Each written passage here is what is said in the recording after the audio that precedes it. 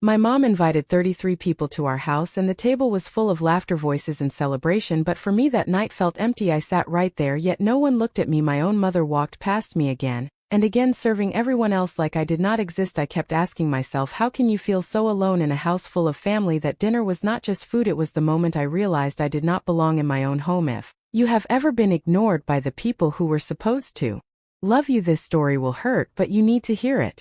It all started when my mom decided to host a family dinner. It wasn't unusual for her to throw events like this. She loved gathering the family together, especially for special occasions. But this time it was different. She wanted to go all out. She sent invitations to 33 people. Family members from both sides, old friends who had known us for years, distant cousins, and even some of my mom's colleagues. I had always loved the idea of a big family dinner. The kind you see in movies where everyone laughs, shares stories, and creates memories. But from the moment the invitations went out, something in my gut told me this time would be different. In the weeks leading up to the event, I noticed my mom's behavior shift. She became obsessed with making sure everything was perfect. The planning and preparations were non-stop. I could hear her pacing the kitchen late into the night, making sure every dish was just right. It wasn't that I didn't appreciate the effort. She wanted everything to be flawless, to make the evening memorable for everyone. But despite her attention to detail, there was a growing distance between us. She was so busy that we hardly spoke anymore. I found myself alone in my room more often than not, scrolling through my phone, trying to distract myself from the emptiness that was starting to creep in. Welcome back to Revenge Water Official. If you are enjoying the content and want to support the journey, then make sure you hit that subscribe button right now and turn on all notifications so you never miss an upload. Your support helps Revenge Water Official grow and bring you even better videos every single day. So join the family today by clicking subscribe, and thank you for being part of the team. The day of the dinner arrived, and I was both excited and nervous. I wanted to be a part of it. I wanted to help her, to make her proud. But as soon as I stepped into the living room, the reality of what was happening hit me. The space was crowded, filled with people I barely knew, all talking at once, catching up, laughing. I barely knew where to sit. Mom was in the kitchen, putting the final touches on the spread she'd spent hours preparing. I glanced around, searching for someone familiar, but everyone seemed lost in their own conversations. My cousins, the ones who were around my age, were too busy whispering to each other, laughing at some inside joke, to even look in my direction. I felt invisible. It was like I wasn't even a part of this family event. As I walked through the room trying to find a place to sit, my mom looked up from the kitchen. She smiled, but her eyes were distant, distracted. "Honey, make sure you get a seat before it gets crowded," she said quickly, then returned to her work. I felt a pang in my chest. She didn't even stop what she was doing to give me a real hug, a real hello. It was as if I wasn't even important enough to warrant her full attention. The dinner was about to begin, and as the guests started to take their places, I tried again to talk to someone, anyone. But every time I opened my mouth, it was like the words got lost in the noise. The adults were all deep in conversation about politics, the latest trends, or family gossip. The kids were in their own world, laughing and playing games on their phones. I tried to engage with my mom a few more times, but she was too busy to notice me. I watched her go back and forth between the kitchen and the dining room, making sure everyone had what they needed, constantly moving, constantly distracted. I didn't know what hurt more, the fact that I couldn't connect with anyone, or the fact that my mom seemed so distant, so wrapped up in making sure everyone else was happy while I sat there unnoticed. The meal began. People passed around dishes, complimented Mom on her cooking, and talked about their day-to-day lives. Yet I felt like I was floating above it all, a silent observer to a world I didn't belong to.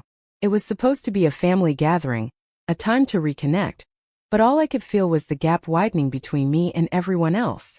I sat at the table trying to force myself to eat. The food was delicious, no doubt, but my appetite had completely disappeared. I couldn't enjoy the meal, couldn't enjoy the company. Every time I tried to speak, I felt like I was interrupting, like my words didn't matter. I glanced at my cousins, those who were closest to my age, hoping for some connection, but they were too busy with their own conversations, lost in their phones, or talking about topics that seemed so far removed from me. They laughed, joked, and shared stories, but I wasn't a part of them. I felt like I was sitting at a table with strangers, not family. At some point, I found myself retreating. I didn't want to be there anymore. I slipped away from the table and walked to the living room, sitting quietly on the couch. From there, I watched everyone interact. They were so happy, so engaged with one another. But I felt as though I was fading into the background. It was hard not to notice how Mom's attention never shifted towards me. She was too busy.